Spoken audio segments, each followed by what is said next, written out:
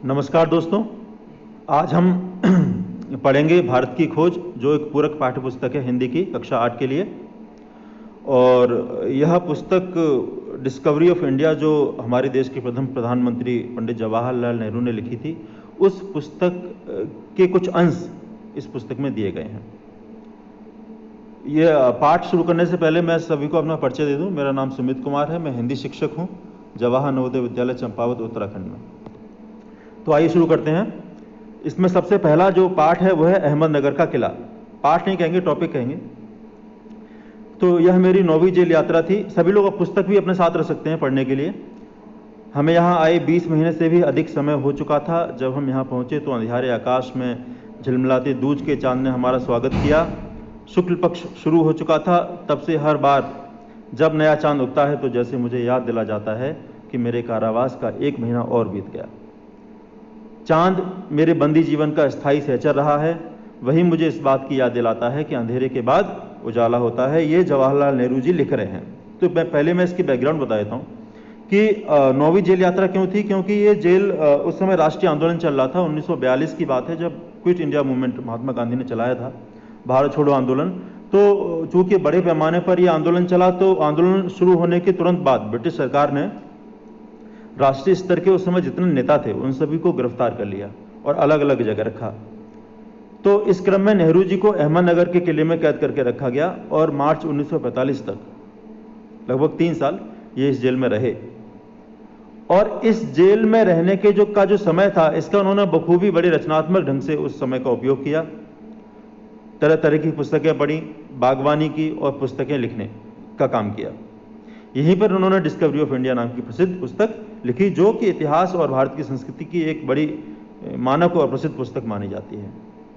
अहमदनगर किले की बात थोड़े से कर लेते हैं। अहमदनगर का किला महाराष्ट्र के अहमदनगर के पास भिंगर नदी पर एक किला है, जिसका निर्माण 15वीं और 16वीं शताब्दी के दौरान निजाम शाही वंश के पहले सुल्तान मलिक अहमद ने करवाया था। ये जीके के लिए इंपॉर्टेंट है, क्योंकि एक एक नंबर के क्वेश्चन आ जाते हैं कभी कभी कि अहमदनगर का किला कहाँ स्थित है, किसने बनवाया, इस तरीके से।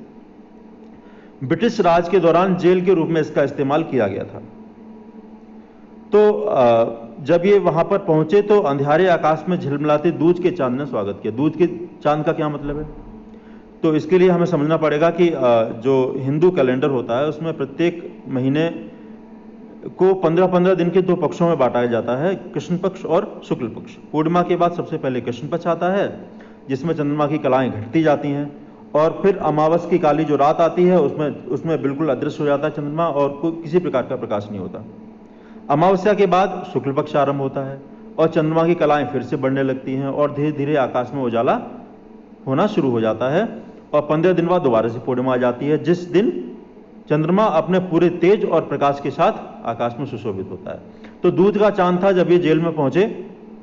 चांद इनके जीवन का स्थायी सहचर रहा है, स्थायी साथी रहा है।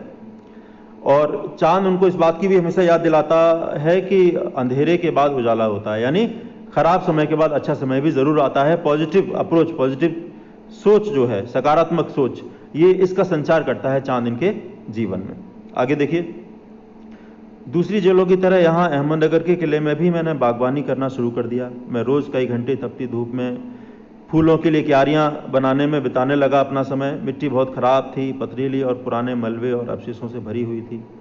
चूंकि यह इतिहास स्थल है, इसलिए अतीत में इसने कई युद्ध और राजमहलों की दुर्भ संधियां देखी हैं। दुर्भ संधियां माने कुमंत्रणा या षड्यंत्र।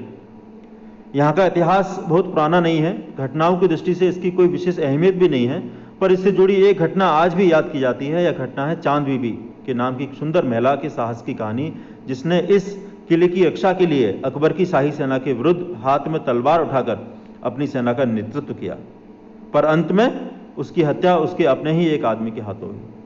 तो अहमदनगर का नेहरू जी कह रहे हैं कि बहुत विशेष इतिहास नहीं है। चांद बीबी लेकिन यहाँ की फेमस है। चांद बीबी, जिन्हें चांद खातून या चांद सुल्ताना के नाम से भी जाना जाता है, अहमदनगर के तीसरे शासक हुसैन निजाम शाह प्रथम की पुत्री थी। इनका विवाह बीजापुर के 5वें सुल्तान अली आदिल शाह के साथ हुआ, लेकिन पति की मृत्यु के बाद ये वापस अहमदनगर चली आई। उसी समय 1593 में मुगल बादशाह अकबर की फौजों ने अहमदनगर राज्य पर आक्रमण कर दिया। संकट की इस घड़ी में चांद बीबी ने अहमदनगर की सेना का नेतृत्व किया, जिस प्रकार झांसी की रानी ने किया था लॉर्ड डलहौजी के समय पर, उसी प्रकार से। चांद बीबी की सुरक्षा की व्यवस्था इतनी मजबूत थी कि उनके जीवित रहते मुगल सेना अहमदनगर पर कब्जा नहीं कर पाई थी। बाद में षड्यंत्र के अंतर्गत उनको मार दिया गया, फिर अहमदनगर पर कब्जा भी हो गया। तो चांद बीबी जो है प्रसिद्ध हैं अहमदनगर के इतिहास में। खुदाई के दौरान हमें जमीन की सतह के बहुत नीचे दबे हुए प्राचीन दीवारों के हिस्से और कुछ गुंबदों और इमारतों के ऊपरी हिस्से मिले। खुदाई करवाते थे इनसे लोग जेल में। हम बहुत दूर नहीं जा सके क्योंकि न तो हम अधिकारियों से मंजूरी मिली और न ही हमारे पास इस काम को जारी रखने के साधन थे। तो बहुत ज़्यादा खुदाई नहीं कर पाए, क्योंकि उसके लिए मंजूरी भी चाहिए होती पुरातत्व विभाग की, और उस समय ब्रिटिश सरकार थी तो, और जेल में तो कोई भी काम करने के लिए मंजूरी चाहिए, तो उस समय नहीं मिली। अब मैंने कुदाल छोड़कर हाथ में कलम उठा ली थी। नेहरू जी कह रहे हैं कि कुदाल छोड़कर अब मैंने कलम उठा ली थी, पर मैं जब तक आज़ाद नहीं हो जाता और कर्म के माध्यम से वर्तमान को अपने अनुभव का हिस्सा नहीं बना लेता, मैं उसके बारे में नहीं लिख सकता। कहते हैं कि अब मैं कलम तो उठा ली मैंने, लेकिन मैं लिखूंगा तब ना जब मुझे ज्ञान होगा। नहीं पैगंबर की भूमिका अख्तियार कर मैं फिलहाल भविष्य के बारे में लिख सकता हूँ। ना तो मैं पैगंबर हूँ, मैं तो बड़ा साधारण आदमी हूँ, जो ऐसा तो है नहीं कि मैं भविष्यवाणी कर दूंगा कुछ। अतीत पर मैं कुछ लिख सकता हूँ, लेकिन एक इतिहासकार या विद्वान की हैसियत से नहीं लिख सकता, क्योंकि उतनी विद्वतापूर्ण शैली मेरी है नहीं। मैं पहले की ही तरह अपने आज के विचारों और क्रियाकलापों के साथ संबंध स्थापित करके ही उसके बारे में कुछ लिख सकता हूँ। गेटे ने एक बार कहा था, कवि गेटे हैं, उन्होंने एक बार कहा था कि इस तरह का इतिहास लेखन अतीत के भारी बोझ से एक सीमा तक राहत दिलाता है। अतीत का दबाव क्या है? अतीत का दबाव ये होता है कि भाई कि हमारा अतीत है क्या, जो जानने का एक इच्छा होती है, हमारी विरासत क्या है, ये अतीत का दबाव है। दबाव भला हो या बुरा दोनों तरह से अभिभूत करता है। कभी कभी यह दबाव दमघोटू होता है, खासतौर पर उन लोगों के लिए जिनकी जड़ें बहुत पुरानी सभ्यताओं में होती हैं, मसलन जैसे भारत और चीन की सभ्यता, जिन लोगों का जितना इतिहास पुराना है अतीत का दबाव उतना ही ज्यादा। कि आखिर हमारी विरासत क्या, आखिर मेरी विरासत है क्या, मैं किन बातों का उत्तराधिकारी हूं? क्या उन सब का जिसे मानवता ने दसियों हजारों सालों के दौरान हासिल किया? मुझे उत्तराधिकार में मिला क्या है? उत्तराधिकार माने जो हम अपने पूर्वजों से प्राप्त करते हैं, जैसे कि मुझे मेरे पिताजी से जमीन मिली, घर मिला या कुछ और संपत्ति मिली, वो क्या उत्तराधिकार हुआ?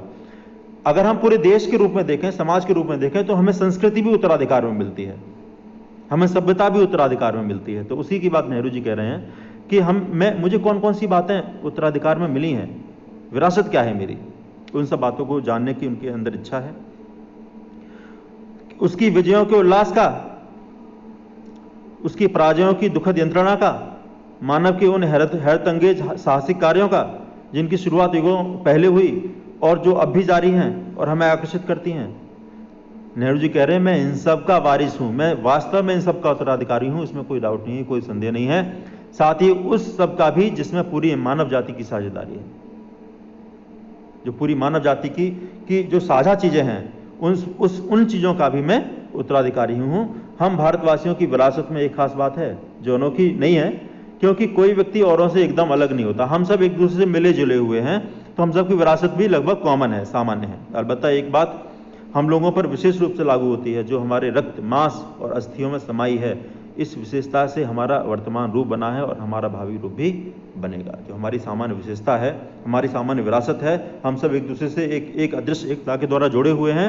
इन सभी से ही हमारा वर्तमान है, रूप बना है और भावी रूप बनेगा। इसी विशिष्ट विरासत का विचार और वर्तमान पर इसे लागू करने की बात एक लंबे अरसे से मेरे मन में घर किए हुए है। नेहरू जी लिख रहे हैं कि ये विरासत का विचार और कैसे इसको वर्तमान पर हम लागू करें, जो हमारी इतनी रिच समृद्ध विरासत है। तो ये विचार मेरे मन में घर किए हुए है, मेरे मन में बैठा हुआ है, मैं इसी के बारे में लिखना चाहता हूं। अब इन्होंने डिसाइड कर लिया कि मैं लिखना किस विषय में चाहता हूं। विषय की कठिनाई और जटिलता मुझे भयभीत करती है। नेहरू जी कह रहे हैं कि विषय कठिन है, जटिल है, लेकिन मैं साहस करूंगा।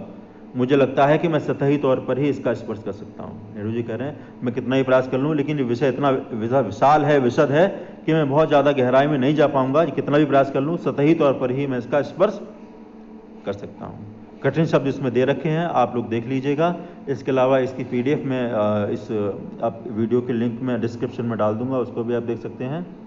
और अगली मीटिंग में हम लोग दूसरा चैप्टर पढ़ेंगे। ये बहुत ही इंटरेस्टिंग बुक है और सभी लोग इसको बार बार पढ़ेंगे तो ज़्यादा समझ में आएगी।